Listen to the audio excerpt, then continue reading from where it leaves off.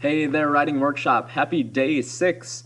Today's lesson's probably going to involve quite a bit of writing for you. So I just want to get right into prayer, and then we'll take a look at today's journal too. Let's pray. Dear Lord Jesus, thank you so much for the gift of writing. We know that we need writing to read. That's one way that we have come to know you is through your word. So we thank you just for the gift of written language and how we learn from it. We also thank you for our ability to write, our ability to communicate our deepest thoughts on paper. We pray, God, that you're sharpening that every day that we're in this class. I do pray, God, for myself. I know that teaching both online and in person can get stressful, but I know, God, that you will do great things through me. I pray for my students as they navigate their schedules, their class loads, their workloads right now too, that they know that they can be used by you too. In the lives of their classmates, in the lives of their families, and yes, in the lives of their teachers too. I pray, God, that we can be blessings to one another. That's one of the things that I learned from the message that I got in church on Sunday. I pray that we can be blessings to one another and that we can together be a big blessing into this city that we live in. We love you, Jesus. We pray this all in your name. Amen. As I said, today probably involves quite a bit of writing for you. So I want to take a quick look at today's journal entry, which doesn't involve a whole lot of writing. And then I want to get us moving through today's lesson too. We'll use today's journal to sharpen our grammar just a little bit. For this one, it's a copy and correct journal. So pretty easy to get this one started. I've given you 3 sentences below, and each sentence contains 2 grammatical errors. In each of these sentences, one of those grammar errors will be something that we've covered already, something like spelling or capitalization or end marks. Each sentence also contains a grammatical error that we have not covered yet, so I'm curious to see what else you can fix in these sentences. What I would say here is do your best. I'm not grading this based on perfection, and I will post correct answers once we begin our next lesson. So you'll see my comment in your comment thread as well, just once we begin our next lesson. I'll read the 3 sentences out loud just to give you an idea of what to look for. Once again, it's easiest just to copy these. You can select them, hit Control-C to copy, and then Control-V to paste, and then you can fix errors from there. It's less writing, just because I know you'll be doing more writing in WordOnline later on in this lesson. Here's your 3 sentences. Number 1, healings is an interesting aspect of Jesus' ministry. Number 2, in several cases, Jesus told the people he healed to go and sin no more.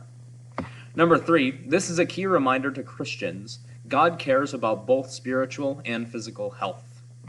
As a reminder, I'm going to be grading these journal entries along with in-class participation. So if you are in my first hour virtual class, that is our Teams meetings that are twice a week.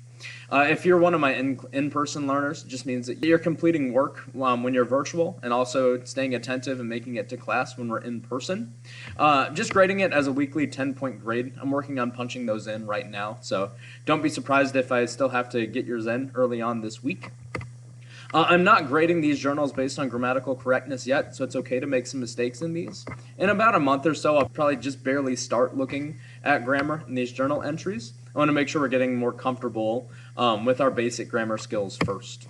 So once again, copy-paste these. I would just select all 3, paste them into your comment bar, and fix errors from there. I'll post my answer key once our next lesson begins. So I'm not necessarily going to comment on your journal entry unless it's particularly good or if it has quite a bit of errors to take a look at. Let's look at today's agenda here, and then we'll get moving. So today, the main objective is to be able to draft a document based on your pre-writing. Yes, I know some of you have not completed your pre-writing yet. It seems like there was some difficulty with that assignment, so I'm giving some more time to get that done today. It does need to get done today, just so we don't fall behind on this writing assignment. Right now, you're watching through the Drafting Your Page video. I will walk through the steps for getting started on your draft in WordOnline in just a moment here. You will be using this process to write your theme for Writing Workshop page. We can look at the prompt for that in just a moment here too. From there, use the rest of our lesson time today to start drafting your theme for Writing Workshop page based on your pre-writing. Again, if you haven't finished your pre-writing, start there. In our next lesson, we'll take a couple notes on commas. I have a itty-bitty comma practice for you to do as well. And you'll have some more time, really through the weekend, to finish your Theme for Writing Workshop page. So we're working through the whole writing process for Theme for Writing Workshop. We've done our pre-writing already. Today we're drafting, and then the editing, the publishing comes over the weekend. So one thing I would note, once again, if you have not completed the pre-writing assignment for Theme for Writing Workshop, I have entered it into the gradebook as a 0, but I will allow you to complete it today to get your credit for it. Please make sure you're completing that first so I can give you some feedback before you start drafting. But let me give you the steps for drafting right now too. So video walkthrough, reviewing how to use WordOnline to write documents. I'm sure most of you are comfortable with that already, so it can be a really brief review video here. Feel free to follow along as you start your Theme for Writing Workshop page. I've got the prompt here as well. So I think what we'll do is look at this prompt first, and then I'll walk you through the steps for using WordOnline once again. Again, if you click on the document, it will download it to your computer. If you click View, it'll open it in a new tab.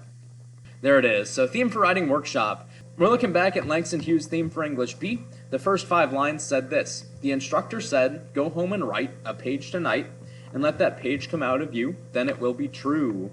Obviously, I'm asking you to do the same thing. I'm saying, hey, go home and write. You're really typing. Go home and type a page tonight. Let that page come out of you, then it will be true. Now, ideally, you've already pre-written some ideas about what you might want to write about. So the next step, once you're done pre-writing, is to draft your page in WordOnline. Again, I'll walk through those directions in just a moment here. Just a couple of notes on this assignment. Your page can be about any topic. It's probably wisest to kind of follow Langston Hughes' lead and reflect about yourself. I know a lot of you are pre-writing about yourself. As a reminder, your page can be poetic, like Theme for English B. If you want to write it in poem format, that's fine by me. You may choose to write your page as a paragraph or multiple paragraphs if you're not much of a poet yourself. Formatting wise, just a couple things. I want you to include an MLA heading. I'll cover that when I hop into WordOnline. You don't need a title for this one, but please begin with the first 5 lines of Hughes' poem. Again, those are here for you to copy down. Please type your page in 12-point Times New Roman font or similar. You can use 1.5 spacing, which is better for poetry, or double spacing, which is better for prose, writing in paragraphs. Either way is fine by me.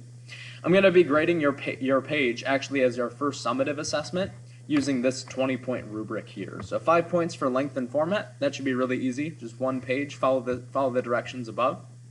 Creativity is another 5 points. I rarely find myself going any lower than a 4 on this. Please make sure you're including some creative expression in this one. Page stays focused from start to finish. That's another pretty easy one. I rarely find myself going below 4 on focus. That basically means just don't BS your way through the last couple lines if you're short on length. Make sure that everything's kind of tied together around that same topic.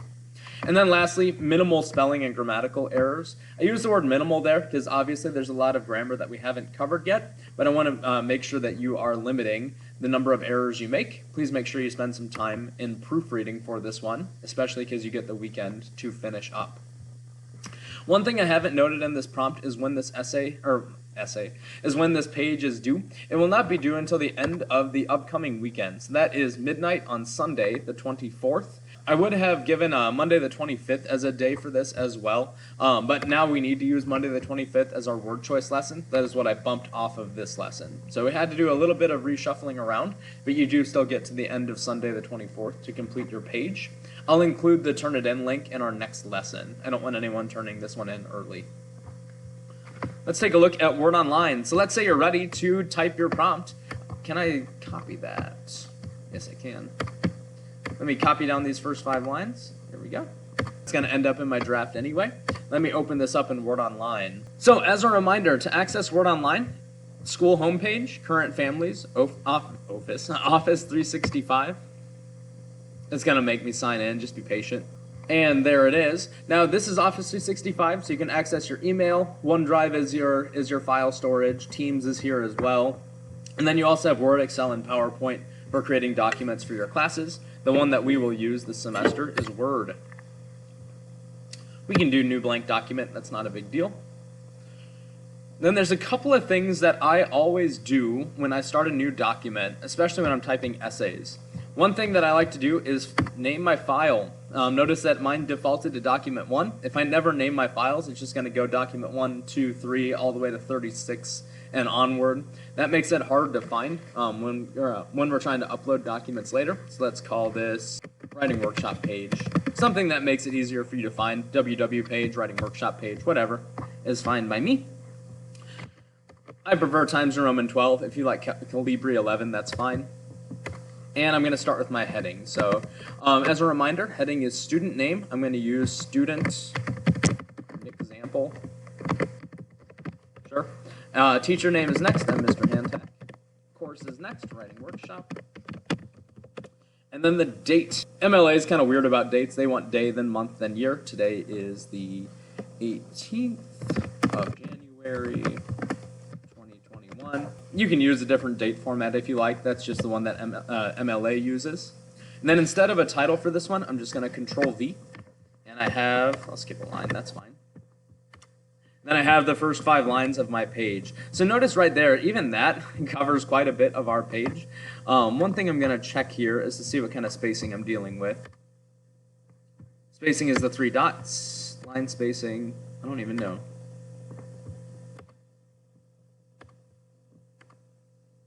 That's 1.5. I'm gonna leave the start of this one at single spacing, but then for my actual page itself, I'll probably do mine in 1.5.